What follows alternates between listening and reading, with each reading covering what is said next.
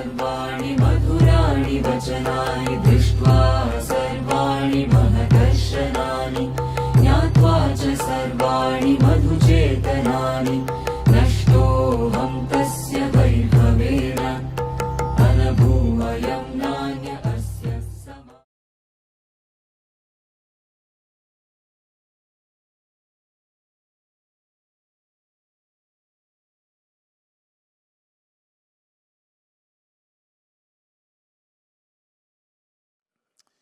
These questions and these thoughts are coming from a mindset which has grown in organized religions.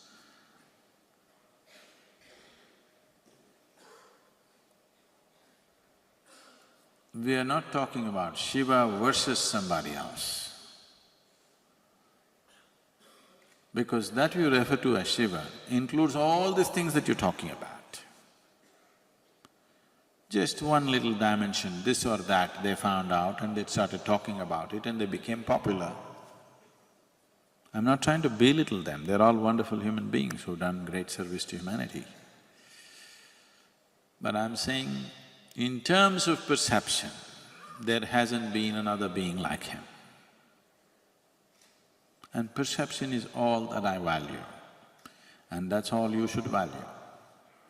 Rest can be made up. Rest is just frills. So you're talking about Zen.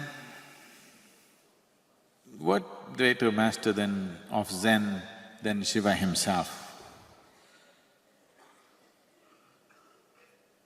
That somebody comes, his own son, he doesn't get the point. You heard of Guiti, the Zen master?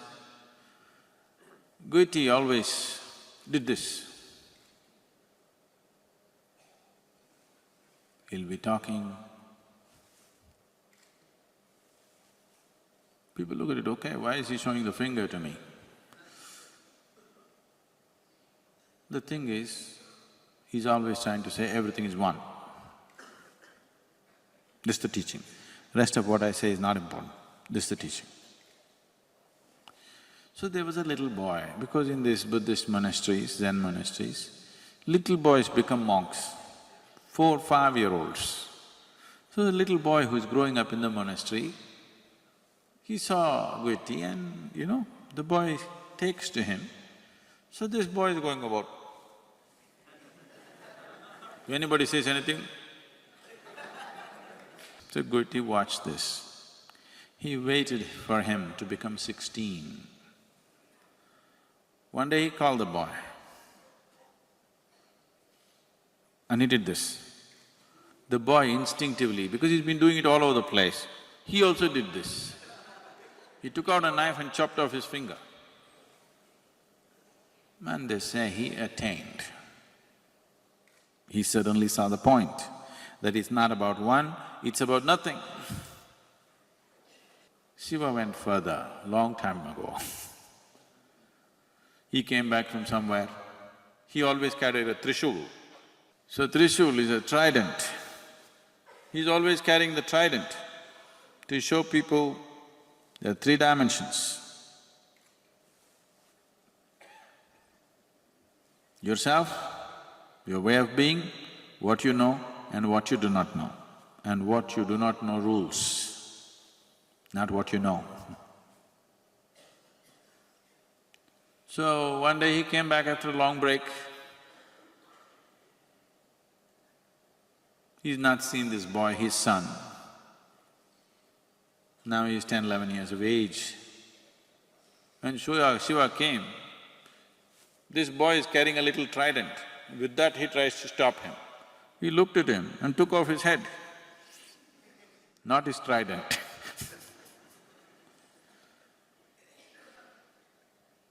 Then whatever drama happened, and then he put another head, a Gana's head, on top of him, and he became such a brilliant boy. Even today in India, if people want to start education, anything, first thing is they will worship this boy, which that Gana has become Gaja. A Gana's head has become, instead of Ganesha, he's become Gajesha now. They kind of modified it and made it into an elephant head. But he became the very embodiment of intelligence and brilliance. They said there was nothing that he did not know. So that's the first act of Zen. So anything that you can talk of the world, talk in the world, nothing is left out of his life. He's so complex and so complete. And he did not have a teaching, he only had methods, that's the most important thing. Others have teachings. How many fingers can you cut? A method like this, can you employ? Can you go about employing this Goethe's method of cutting a finger? One boy's finger you caught and he got it. If you cut many fingers, you'll only have crippled people. Nothing would have happened. So, there is no teaching from Shiva, only methods. And the methods are 100% scientific in nature. He gave 108 ways and added another 6 and said 112 ways. 112 ways because there are 114 chakras in the body, 2 of them reside outside the physical body. He said, that realm is only for those who are beyond. For human beings, there are only 112 ways. And he showed clear methods as to how you can exploit these 112 dimensions of how this life is made. And each one, how you can… through each one of them you can realize. It's a beautiful story. When he was expounding the mechanics of life with the 7 sages, he had one witness. And that witness is not like Ananda Tirtha, she's Parvati. She's already realized. He taught her or he made her realize in a very intimate manner. But when the 7 sages sat, he went into a completely different dimension of exploration. So it was interesting for her. Something that happened to her so simply is such a complex process. So as he went about expounding different dimensions, he said, there are 112 ways in which a human being can attain. She being a woman, she being realized, and above all, she being the wife. She said, why only 112? There must be more ways. He was looking at the mechanics of life, exploring things. He's not giving a teaching, he's not giving a philosophy. As he was exploring, he saw this as a disturbance. He waved it aside. He said, there are only 112. Because you are going through something and somebody makes a comment which is a personal comment, a whimsical comment. There are only 112. She says, I will find more. He said, you go and find.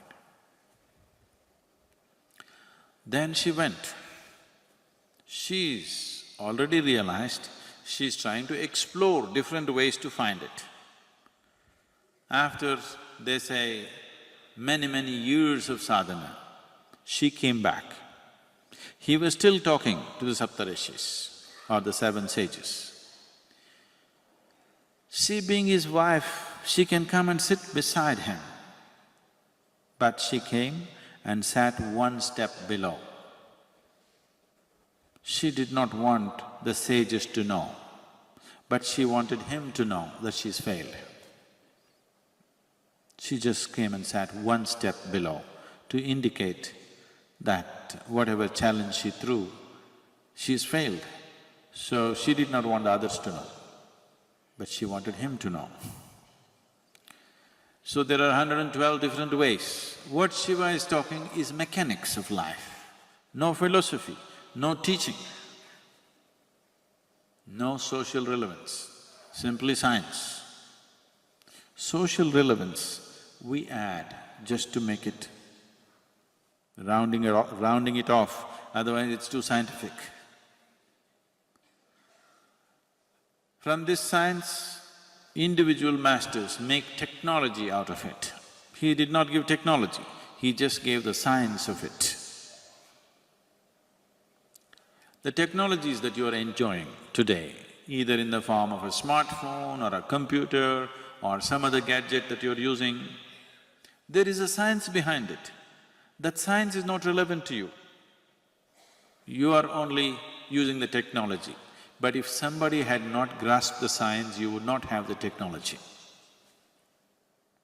The algorithms that go into the making of a simple software is very complex. Sometimes you got your email in a coded form, did you see?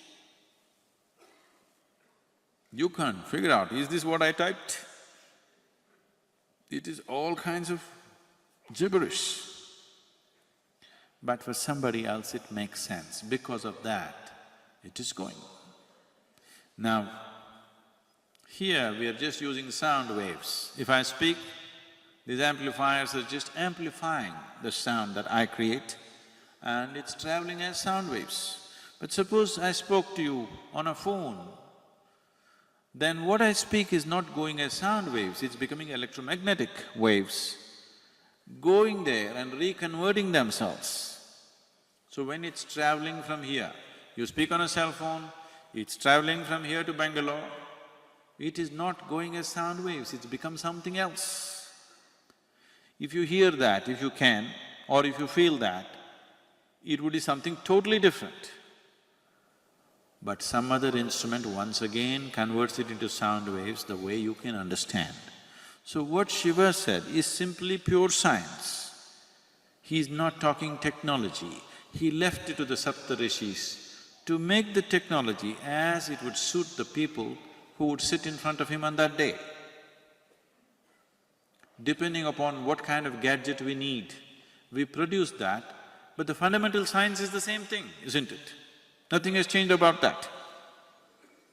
So, I'm talking about Shiva all the time because it is the science.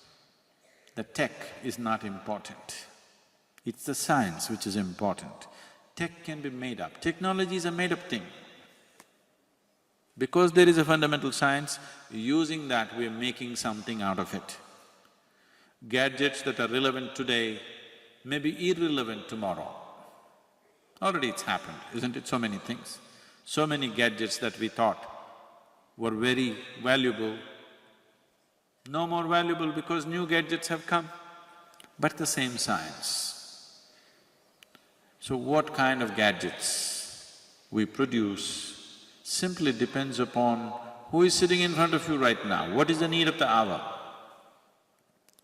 So in this context, there is a very, very, very big difference between what you refer to as the Adi Yogi and all the other names that you're mentioning. They're all technology people. They grasped one aspect of it and they made a certain technology for people who were sitting in front of them at that moment. It worked for the people, so that's all that matters at that moment. But we are looking at Adi Yogi as the fundamental science.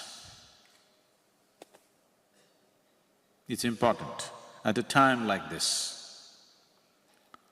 At a time like this when humanity is in the kind of state that it is for various reasons, it's important, the essential science of it is strengthened.